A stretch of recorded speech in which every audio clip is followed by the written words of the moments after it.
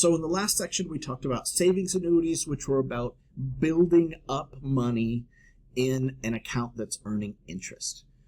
That's a savings annuity. Now we're going to be looking at what's called payout annuities, which are actually starting with some amount of money and then steadily withdrawing from that while that account is still earning interest.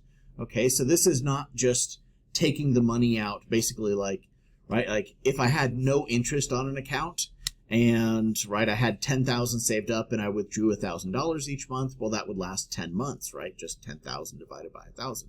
The thing that's making the math more complicated is I'm actually earning interest all the way through this and building up value in the account as I'm taking the money out.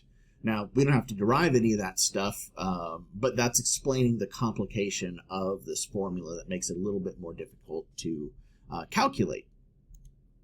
Okay, so that's the difference between a savings annuity and payout annuity is whether we're building up money by putting money into the account, savings annuities, or whether we're steadily withdrawing money from the account, that's a payout annuity. So most common example used for these is the savings annuities are about kind of building up for retirement. Payout annuities would be drawing money out of that account now that we've retired, right? So if I've got some set amount of money in the account and I want to draw it down, how long is that going to last? All that kind of thing. Okay. So the payout annuity formula looks like this, and with the exception of the P0, which we have seen before, but not in annuities yet, all this is the same stuff that we've already seen in the savings annuity formula.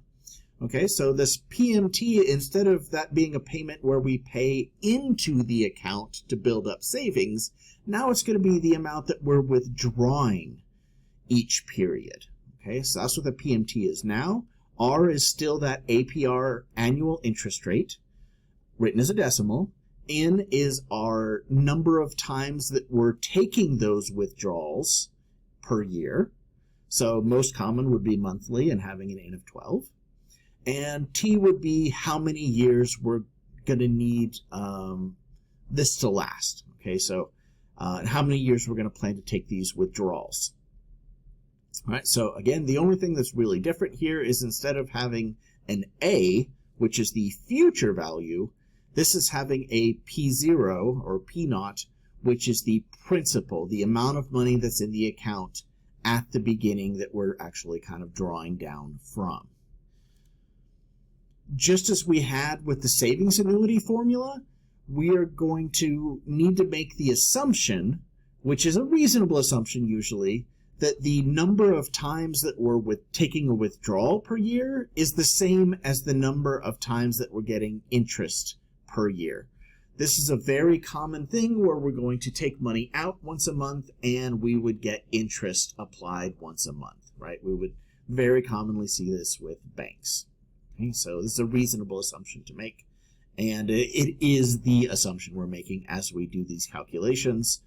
Just know that if it's different from that, it's a little bit more complicated. Just, ask your financial advisor or somebody who knows about finance and they can calculate that. We're not going to do that in this course. So now we've got 3 different formulas that are really all about the power of compounding interest. And so I want to make sure that we're able to differentiate between these 3 different types of formulas that we're looking at here. I want us to be using that compound interest formula when we've just got one deposit, one chunk of money that we just stuck in there and didn't touch, right? And it's just building up interest on that amount of money that we put into it. Savings annuity was very different. That's actually starting from 0 and steadily putting in a smaller amount of money each period, each month, each week, each day, whatever it is, to build up to some amount, right? But that's still putting money into the account. The payout annuity is we're taking money out of the account slowly but steadily, right? That we're just continuously taking money out of the account each period. So this is going to be about having many withdrawals over some set amount of time.